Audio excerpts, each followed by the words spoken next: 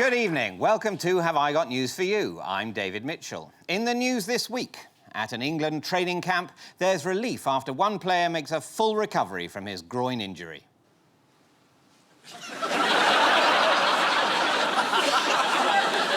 There's evidence that the star of David Attenborough's latest TV series has been a bit greedy in post-show hospitality.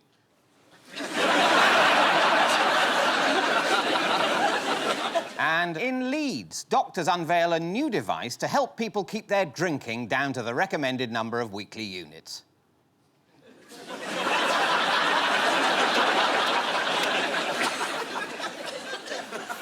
On Ian's team tonight is a comedian who says he hoped his live tour would cause arguments in the car on the way home. Presumably as in 30 quid for 2 tickets. Whose bright idea was that? Please welcome Andy Hamilton.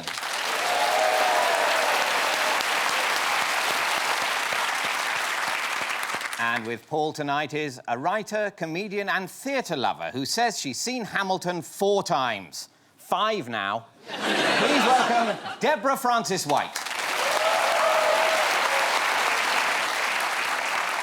And we start with the bigger stories of the week. Ian and Andy, take a look at this.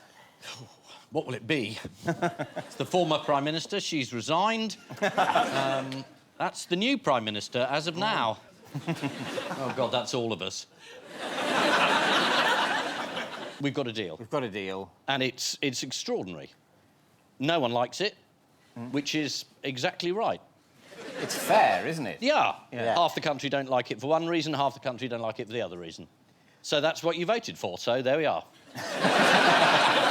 Mrs May probably does not have the numbers to get the draft agreement through Parliament.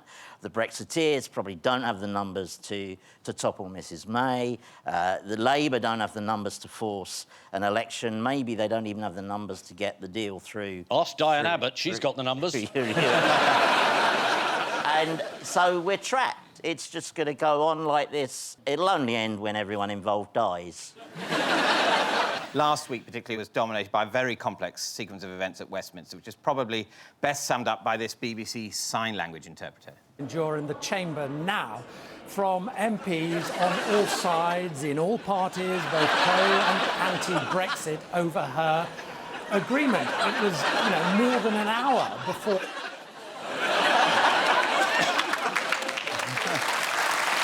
So how come Theresa May is still in office? There isn't anyone else. Yeah. And everyone's tired. Theresa May is getting a lot of credit because she's not resigned. That is all she's done, is not done something, and everyone's gone, she's not done the thing that all the men are doing. They cannot stop resigning. Yeah. And Well, this... a few women too. Esther McVey left. OK, all right, Esther McVey... I will give you Esther McVey, Ian, and that's it. Don't. It'd be a bit of a shock on Christmas Day if you unwrap one of your presents. It's got to the stage now where I don't know who's in the cabinet until they resign. Do you think they'll get all the Brexit secretaries back at the end, like the end of Strictly?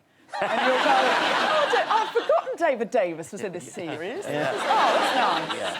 Well, all of the shenanigans in Parliament have provided the perfect opportunity for annoying people with placards to get into shot, which led to an interesting battle of wits with one TV director. What's to come could be even more tricky. I mean, absolutely. I think we need to remember where we are at this stage. So regardless of what happens to the withdrawal agreement, at some point the UK and the EU are going to have to continue negotiating. So, we've got 3 options, essentially. It shows you, though, things have come to a pretty pass when the nutters in hats are saying it's time to reassess. He should be saying the end is nigh, but in fact he's saying time for a sober reconsideration. I mean, it wasn't all gloomy. I mean, there was the sight of Jacob Rees-Mogg leading a charge. Come on, chaps. Oh. Just me, then. Yes, what happened to those hundreds of letters of no confidence that were going to happen? Sadly, I think that just shows how the art of letter writing has been lost. It's people saying, yes, Jacob, I've written a letter. Oh, yes, I've written one. It's posted it, everything. No one had written a letter. So MPs have been lying, that's what you're saying? That's... I think you're right, David. I mean, there is one explanation that's been offered for the absence of letters. Did they send them with FedEx and they're tracking the letters? Or sent them with Amazon and they're all next door. Yeah. Yeah, We get the 1921 committee. Well, according to Steve Baker, who is the cheerleader for snotty letter writing, he told the Mail, some MPs will tell me they've put letters in when they haven't, and they will take them out and not tell you they've taken them out. So you can put a letter in and then take a letter out. Yeah, yeah. Sort of an electoral hokey-cokey. Who tried to put the frighteners on Theresa May in Downing Street this week? The Gang of Five. The pizza plotters. The Sun has had a bit of fun with the let's have a Pizza look. Club. And so, yes, they are Andrea Leadsom, who's known as Deep Andrea. Liam Fox, a.k.a. I don't understand that. It'd be easier if his surname was Pineapple. And Penny Mordaunt. Well, if that's the standard, Liam and Pineapple, Penny Mordaunt can be Penny Four Cheeses. Is it Penny Peroni? No, penny pasta. No, you're right, it's Penny Roney. Penny Yeah. I should be a terrible journalist. Chris. Penny Roney. Are these names they've given each other, or has this actually just only been given to them by the paper? this So I is- would love it if they had given each other these names. yeah. If they sat around and most of what they'd got done so far was giving each other pizza-based pun names. I don't think the Sun makes things up. So, yeah. Who is really angry about the way the Brexit deal was negotiated? Is this Gibraltar, France? No, I'm thinking about Dominic Raab. Because he was Brexit secretary for over 5 minutes. Yeah. So he's got a wealth of experience to bring to whinging on telly. And now Dominic Raab is the bookies' front-running favourite to be the next PM. So... Well, that's just ludicrous. He doesn't know that Dover and Calais are on different sides of the channel. He's not going to be Prime Minister. Maybe Well- I am. Well, The bookies say. Yeah. Oh, no! Landslide. If Ian's going to be Prime Minister, can I be the man that shouts out to them as they walk along 10 Downing Street? Oh, do you still be editing Private Eye, Prime Minister? Are those your own underpants, Prime Minister? people say it's going to be Dominic Raab. And according to The Sun, he's a high-flying lawyer known as Big Brains. Why have we decided the sun's the source of all wisdom? What's his pizza name, just to be clear? Dominic's Pizzas. Oh, yeah. Brilliant. Oh, you've grown at that one. Be accepted. He's a high-flying lawyer known as Big Brains, and he's a black belt in karate. There's an alarming number of Tory MPs with an interest in martial arts. He's not the only one. Shall we lighten the mood by playing a game of Who's the Most Lethal? Yeah. Yeah. So, fingers on buzzers, everyone. Oh, OK. Shailish Vara. What's the question? What's his martial art skill? His martial arts is taekwondo. It is. Oh. He has a black belt in taekwondo. I don't know if that beats karate or not, but I haven't played martial art top trumps in years. William Hague. Judo. Yes, judo. In 1999, he had a judo green belt. I don't know. That was when the green belt was existing. Yes, he's probably got a judo built-up area now. That was in the days when he used to frequent Jeffrey Archer's gym. I'm assuming that's a euphemism. But David Cameron did once say of Hague, he can crack a man's skull between his kneecaps. This is a terrible gossip, Cameron. Steve Baker, the ERG man and hard Brexiteer. Yo sushi. Origami. Yeah, origami. He once had a fight with a cage fighter. We have a clip of this particular moment of martial artistry.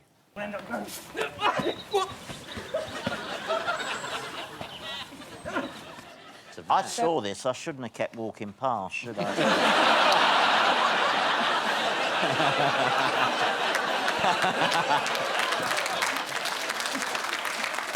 There you are. Look, you've just come round the corner. So, he didn't really have a fight with him, did he? He didn't win. We've also learnt this week that if there's a no-deal Brexit, we might have to start stockpiling what? Everything. Mars bars. OK. According to the Mail, they could vanish within 2 weeks if we leave without a deal. because key ingredients would go off within days if delayed at ports. You wouldn't imagine there's anything in a Mars bar that would ever go off. And a disorderly exit from the EU will also mean price hikes for essential goods, as this man explained on Channel 4 News. I wanted to remain because my grenades here used to cost me £5. Right, now my grenades cost me £10. And I've got to pass that price on to customer because they're from Holland. Can I make a personal plea to broadcasters? Brexit is obviously going to go on for another 10 years. Can we stop the vox pops? If I see one more market stall holder who says, why don't they just get on with it? And there was a guy the other night, all he said was, this is England, not France. He just kept repeating that. This is England, not France. That was his contribution. To be fair, he was Foreign Secretary.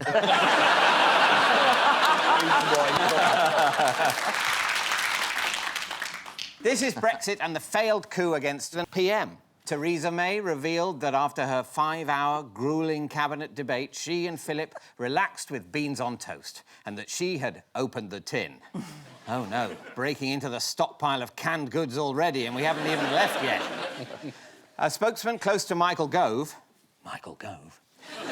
told the Daily Telegraph he has decided to remain in government to see if he can influence things from the inside. So if you don't like an institution, it's best to remain in it and try to change it from within. If only you'd thought of that earlier, Mike. Paul and Deborah, take a look at this.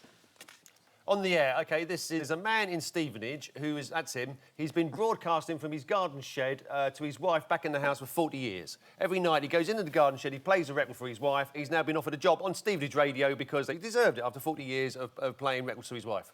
That is hugely correct. Yeah. Yes. Yeah. Absolutely. Yes, this is a man who's been broadcasting his own radio show from his shed for the last 40 years. I just told you that. And yes. How many... His name's Deke Duncan. Deke Duncan, yeah. How many listeners would he usually get? Just his wife. One. Just his wife, one. Just his wife. Yes. As mentioned in my answer. Sorry.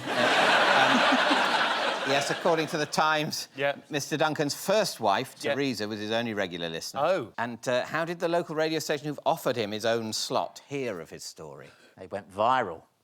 They did a little piece on him, like a sort of human interest story years ago in the 70s. Yeah, was it nationwide? It was nationwide. Frank Boff. There's no sign of Frank Boff in the clip. Oh, it's a shame. Probably for the best. We have the clip here. Here to try and put a grin around your chin. Special hello, how are you going out right now to Mrs. Theresa Duncan. I'm going to the shops, right, Deke? Radio 77's ratings could be in for a bad morning now that the station's entire audience has decided to go down the shops. It's not really broadcasting, is it? Now, what this is an exercise in, it seems to me, is he talks to his wife, but she can't reply. But didn't you say that that was his first wife? Yeah, I did say that that was his first wife. Isn't that a surprise? Does he still broadcast to his next wife? He does still broadcast to his next wife. Right. Yeah. Okay. See, I think he's the godfather of podcasting.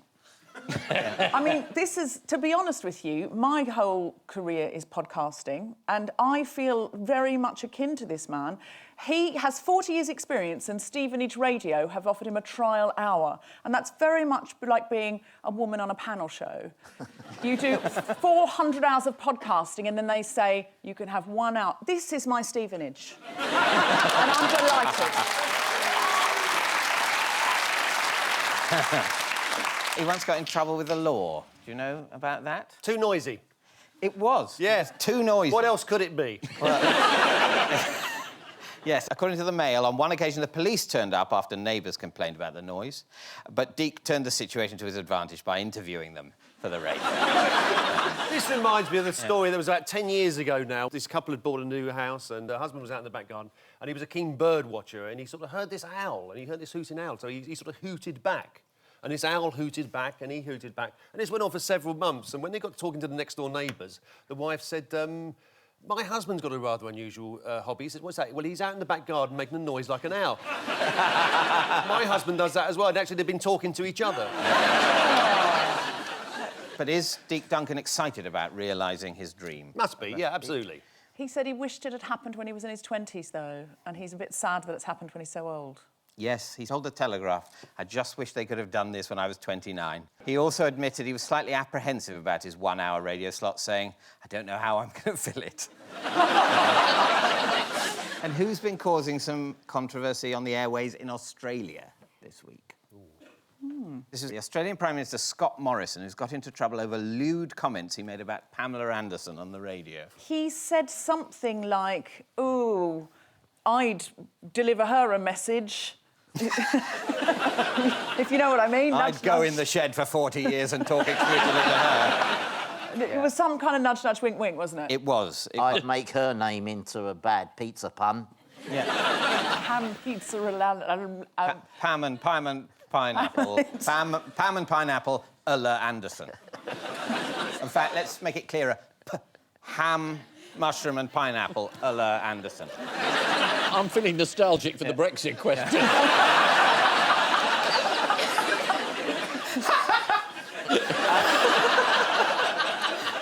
What did he say? What did he say? Pamela Anderson wanted the Aussie Prime Minister to help WikiLeaks weirdo Julian Assange to come back to Australia and get a hero's welcome. When asked for his reaction, he had this to say. I've had plenty of mates who've asked me if they can be my special envoy to sort the issue out with Pamela Anderson. Seems in like a sort of jokey way, he said that. Seems like the Me Too movement has passed Australia by there. Yeah. In other Antipodean news, who won Australia's Next Big Thing competition? Is this something to do with... Because I was raised in Australia, and when you would drive a long distance, from miles away, it would start saying, the big pineapple is coming. And when you got to the big pineapple, it was literally just a big pineapple that was as tall as, like, 2 skyscrapers. There was nothing else but a gift shop where you could buy tiny replicas of the big pineapple. There's also a big banana, there's a big peach, there's a big... all of the big things you can think of, a big kiwi fruit. One of them got stolen, I think it was the big apricot. And I remember it, the press coming along and saying, oh, what are you going to do? And he said, oh, I wouldn't worry, mate, it's a 60-foot apricot, it'll turn up. Is it that? Yes. Yes, Australia's big things are oversized renderings of objects, and they're a staple of regional tourism. And this year, 4 towns vied to win a competition to build a new big thing. The 4 rivals was the big melon, a big peanut, which came second, I think, a big tulip, and a big kilt. Yeah, that doesn't sound... That's out of the spirit. I'm not surprised the kilt didn't win. Reporting on the result, The Guardian said, a campaign to build a big peanut in Queensland has humbly accepted its loss to a big melon. Kirsty Board from the group representing the big peanut told The Guardian, we were disappointed to lose, but we were glad the big melon won. This is the DJ who spent the past 40 years broadcasting from his garden shed and has finally been given his own show on 3 Counties radio. Deke Duncan's first wife divorced him 25 years ago. Sadly, the only request he's ever been asked to read out on air. Deke Duncan presented his own radio show from the shed at the bottom of the garden, though he did keep a laptop to hand, so if anyone walked in on him, he could just pretend he was looking at porn. And so to round 2, the picture spin quiz. Fingers on buzzers, teams.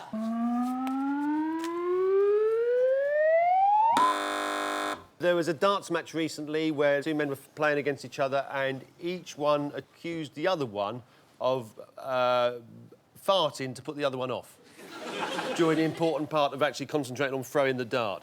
And the farting got out of control so much that it turned into a farting contest and then accused each other of putting each other off by throwing darts. Have you made this up? Does it sound like I've made it up? How did the accusations of gamesmanship start? Hey, did you fart that put me off throwing me dart? Yeah, what if I did, pal? What are you going to do? Open a window? I'll open your window, pal. Double top, take that. You've brought that to life. Yeah.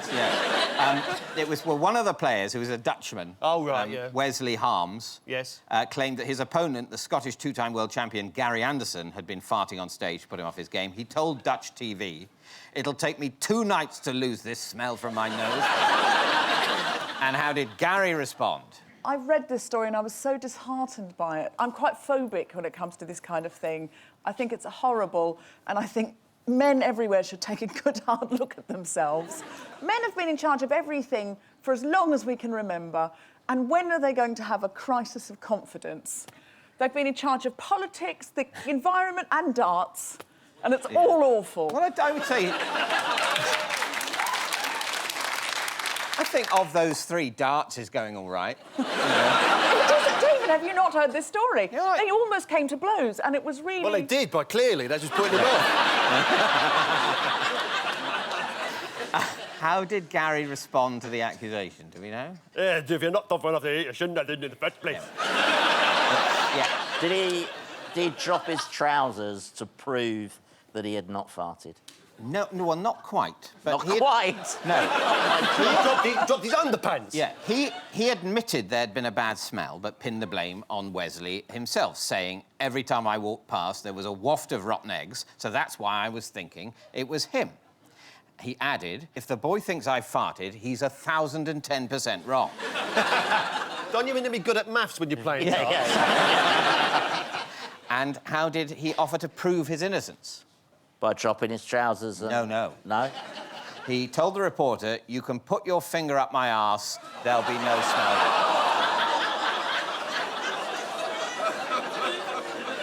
It's a hell of a catchphrase, isn't it? But apparently it's quite a common tactic in darts to fart to put people off. But is it... I don't understand, because someone's about to throw a dart... Yeah. I mean, if it was a sound, that's an instant thing. I can imagine you're about to... Oh, God, I'm about to throw it up. But a smell is a gradual thing, isn't it? So, at what point... Well, it's... How do you control the speed with which the smell arrives at your opponent? You're not thinking it through, Andy. You grab a beer mat and you start fanning at the back, right? This is Darts Fartgate.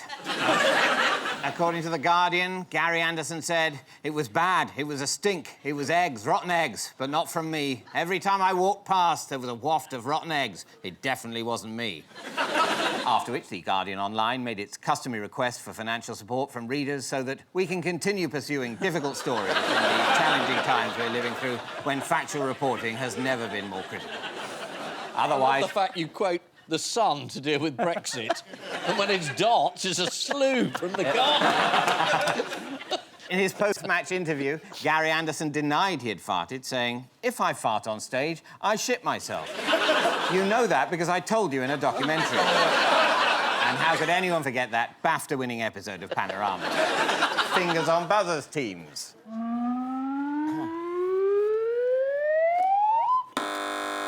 I think this is a story about M&S in Nottingham putting up one window that said must-have suits for men for Christmas, and right next to it another window of lingerie saying must-have fancy little knickers for women.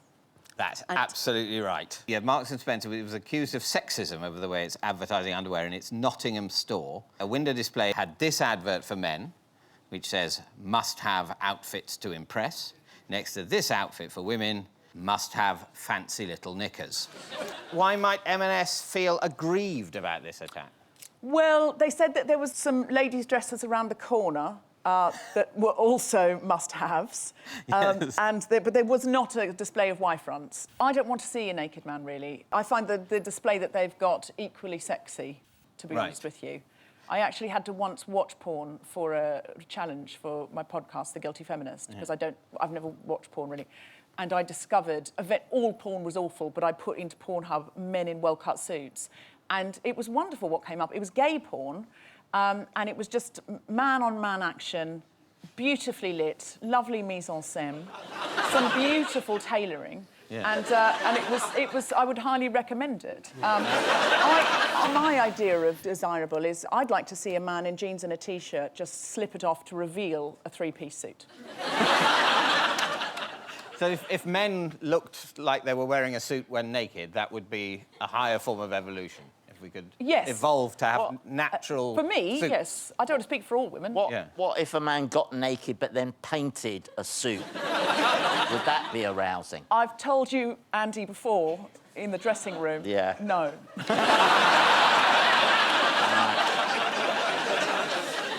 Yes, well... It's worth asking. M&S defended itself by making a statement saying that its advert wasn't sexist because the campaign also features a man doing the washing up in a suit. Oh. So that would be... OK, washing up is not a woman's job. Yeah. So seeing a man do it doesn't make it somehow better. He was in a suit, right? So that's nice. I'm not saying I'm not aroused. And how has the BBC upset people this week by censoring something? There was a documentary that, I'm not quite sure about the details, a documentary that was being shown in Africa, and there was a bit of pixelating going on. Yes, producers of a BBC Africa documentary decided to blur out the cleavage of a female interviewee. Let's have a look at what we can. Yeah. But is that because the cleavage was involved in a court case? BBC bosses said they felt the need to cover her up because they were worried it would offend audiences in some conservative African countries. According to an internal BBC email, the decision to deal with Pam's cleavage was made at senior editorial level. And that'd be the head of cleavage. Yeah. HOC, as it's known. Can I just say, the other lady's cleavage is quite low. I don't understand quite what the parameters were there. Are you pitching to be HOC?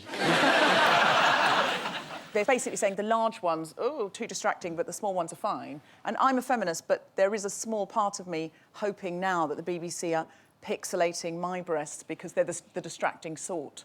Well, I'd not like to think these are... You'd want to feel worthy of pixelation. Basically, David, yes. Absolutely. Well, I mean, I'm horrified, but also, yes. In that opening sequence where Michael Gove was running, you could quite clearly see his man boobs, and I think they should have been pixelated.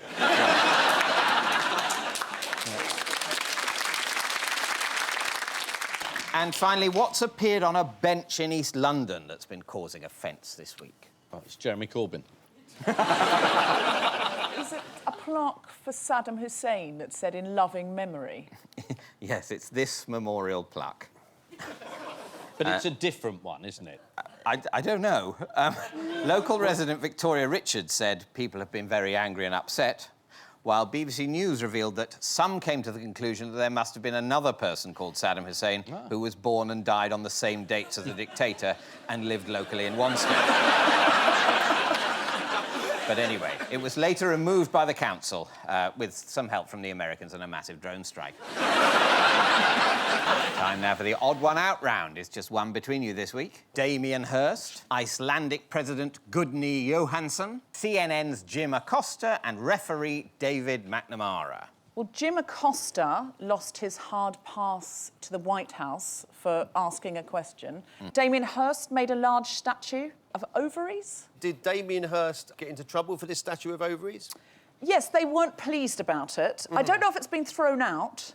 Refs throw people off, so maybe it's the ref who sent somebody off and everybody else has been sent off. No. It is to do with banning. Who is the man in the top right? As he and the ref and Jim Acosta all been banned, but Damien Hirst did something offensive but wasn't banned. No. So the Icelandic Prime Minister must be the odd one out. He is the odd one out. That's right. Yes, well done. The What do you mean, left. well done? He's trying to... word of encouragement. Just a 1 in 4 random guess. The answer is they've all been given a ban, except for the Icelandic President, Gudni Johansson, who said he won't ban pineapple on pizza. Have we got some deal with a pizza out here? Sorry, for a minute I thought he was the Prime Minister of a country. He actually works for Iceland. He's a buyer. I didn't realise, I got confused. No, awfully confused. No, he is. Yes, he's the head of state of Iceland. Iceland, you've got a rich history of Iceland. You know, 500 years ago, it was called bee jam. Did you know that? Yes, no, this week, Icelandic President Gudni Johansson has been defending people's right to put pineapple on pizza. But who proposed the ban in the first place? The opposition leader. No, he did. He proposed the ban on pineapple on pizza last year. He caused uproar in Iceland, as well he might. Yeah. When he announced that he fundamentally opposed pineapple on pizza. But who managed to talk him round? The pineapple growers of Iceland. He talked himself round. Rather candidly, he said that presidential power had gone to his head. He said, I do not have the power to make laws which forbid people to put pineapple on their pizza. I am glad I do not hold such power. Why has Donald Trump decided to reinstate Jim Acosta's White House press access? The judge ordered it, the return of it. Yes, he decided to because he'd been ordered to by law. Does anyone know what Trump got confused about this week? Forest fires. He said that the forest should be raked because in Finland they rake the forest. How this is going to stop the forest fire, I don't know, but he said this is what they should do. And also he talked about the place that had been very badly hit by the fire called Pleasure, until somebody pointed out that it's called Paradise. He said he was told by the President of Finland that they raked the forest. Yes. And then some journalist, irritatingly, went and asked the President of Finland. He said, I didn't say that. We don't rake the forest. What a stupid idea. But then there were some marvellous pictures. There was a woman who took a photograph of herself in a forest with a hoover. Yeah. I think the Finnish population decided this was very funny. One of them called it Rake News. Yes. Hey. Good Finnish joke. Don't gloat. You do a second language gag. Yes, the Finns very much showed their sense of humour here, and here's that tweet you mentioned. Yes. Just an ordinary day in the Finnish forest. Hoovering away. And yes, Trump also got confused about the name of the place where it had happened. You don't see what's going on until you come here. And what we saw at Pleasure, what a name right now. But what we just saw, we just left Pleasure. For Paris. Did you see the reaction of the guy next to him when he makes the first mistake? That's brilliant. No, he's standing there thinking, shall I say... maybe he'll say Paradise next time. Oh, no, he said Pleasure again. Oh, this is awkward. This is a thing that happens in California virtually every year. They have severe fires, and he said nobody could have predicted this. But again, it happens so seldom in Finland, so it must be because of raking. Yeah. Mustn't it? It can't be because the Finnish forests are perpetually sodden with water. Damien Hirst statues in Qatar were banned in 2013, but have been uncovered again this week. Why were they controversial? Giant ovary. Yeah, yes. The Hearst project, made up of 14 giant bronze sculptures outside a hospital, is called The Miraculous Journey, and it graphically charts the voyage from conception to birth. There they are. Do we know they're ovaries? They're not badly done ears, are they? Or is that... What, with a little baby in them? Yeah. Did he not tell them what he was going to do beforehand? You'd imagine so, wouldn't you? Yeah. I'll just do something you'll like.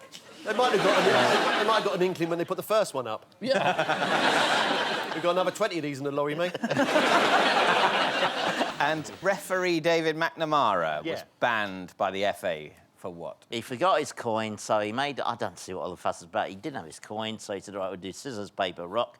And he got suspended, and then I think lots of other referees came out in solidarity with their fellow ref. And how did one parent help out their kid on a football pitch recently? Let's see what he did. Oh, where's the goalkeeper going, mate? Get back and go!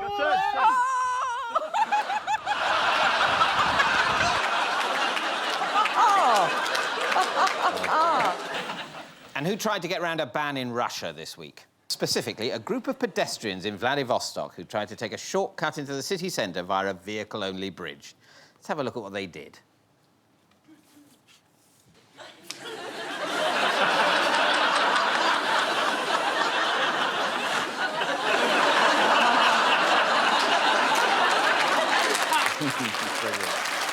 Yes, they've all been given a ban, except for Gudni Johansson, who said he won't ban pineapple on pizza. Still, no one really listens to the leader of an insignificant island stuck out in the sea on the fringes of Europe, as Theresa May is finding out. Time now for the missing words round, which this week features as its guest publication, canal boat enthusiasts' favourite read, Waterways World. You might also enjoy its slightly more racy sister publication, Argy Bargy. And we start with the Queen will what after Christmas lunch as part of bizarre tradition? Plays darts with Prince Philip. No. Fart the national anthem.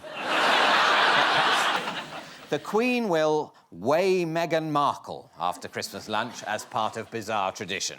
This is the news that all royal guests are weighed on scales before and after their Christmas visit to Sandringham. It's to make sure that they have eaten plenty and that Andrew isn't stealing the silver. Next, Naughty Gecko was responsible for what? Outbreak of First World War. Those Bosnian geckos. The answer is Naughty Gecko was responsible for making a bazillion prank calls. This is a gecko at an animal hospital in Hawaii who sat on a phone's touchscreen and made a bazillion prank calls. Here it is. The gecko kept phoning but had nothing of interest to say. Well, how are these prank calls? Because there's no prank. They're accidental calls, certainly. Yeah. But he's not sort of accidentally, you know, phoning somebody with his arse and saying, you know, your milk money's overdue. I mean, what... Yes.